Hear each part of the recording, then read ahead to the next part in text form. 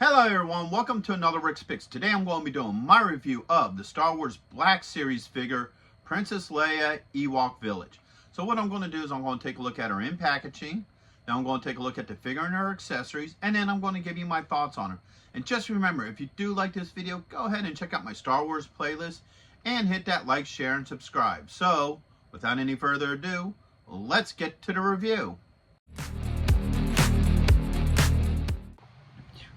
So here she is in packaging. She has pretty much the standard Black Series packaging. So she has the Star Wars logo up here, the Black Series. You got this nice open window so you can see the figure, all her accessories. You have the Star Wars Return Jedi logo there, her name, choking hazards, age restrictions, and you have the Hasbro logo. Spin her around this way. You just basically get more box and the window. Spin her one more time. Alright, you get the Star Wars logo, you get this nice picture of the figure, and a little bit about her, plus you get your legal underneath. And then on this side here, you get this nice piece of art. On the top, there's nothing on the top, and then underneath you got more legal. So, with all that being said, let's open her up and see what she's about. So here she is out of packaging. I think she looks really good. She definitely carries the likeness of Princess Leia from Return of the Jedi. So I like the overall look to this. So first off, let's start with the rotation. You got this side. Got it this side. This side. And then you got the front. So let's take a closer look at her now. So the overall detail is really nice. I think that definitely captures Carrie Fisher's face. You know, it looks a lot like her.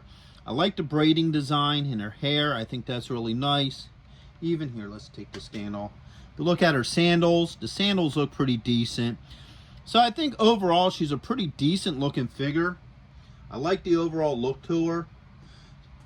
Oops, she just doesn't want to stand very well though. There we go. So now let's start going through her points of articulation. So the head does move. It is restricted by the hair.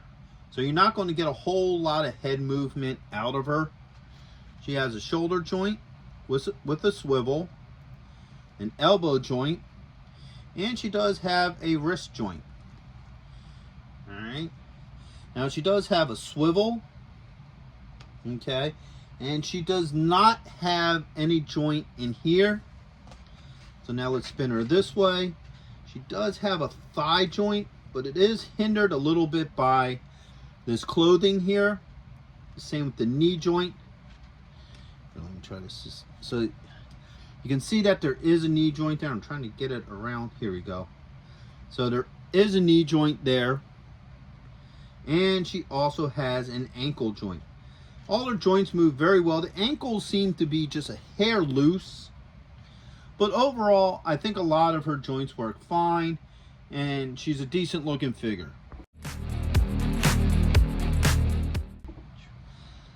So now let's start taking a look at her accessories. Now, this particular figure in this outfit doesn't really need accessories. In the movie, when she was dressed like this, she didn't have anything. So they did give her a couple things, you know, just to give them to her. So she comes with a spear. Okay. And she also comes with a blaster. Alright, and once again, I think this blaster is very much similar to her Rebel outfit. Alright, so let's see how well these work in her hands. Alright, so let's start with the blaster first. Now, like most Hasbro figures, the fingers are very movable. They move very easily, which makes it easy to get weapons into their hands. So it's one of those things I do appreciate about them, especially like the classified G.I. Joe series figures. You know, it works like that with them as well. So as you see, everything fits nicely in her hands. No issues with how the weapons work with her. All right.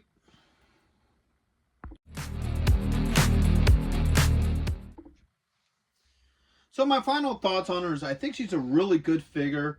She definitely captures the look from Return of the Jedi. All her joints move very well. The only issues with that is that this dress kind of makes it hard to move her thigh joints, but you know, I don't think you're going to be doing a lot of that with her. The same with her head, the way how her hair is designed, you're not going to get any real extreme movements of the head. But those are minor things, you know, in my opinion. I still think she's a great looking figure. I like the fact that they did give her weapons. She really doesn't need them, not for this particular outfit, you know.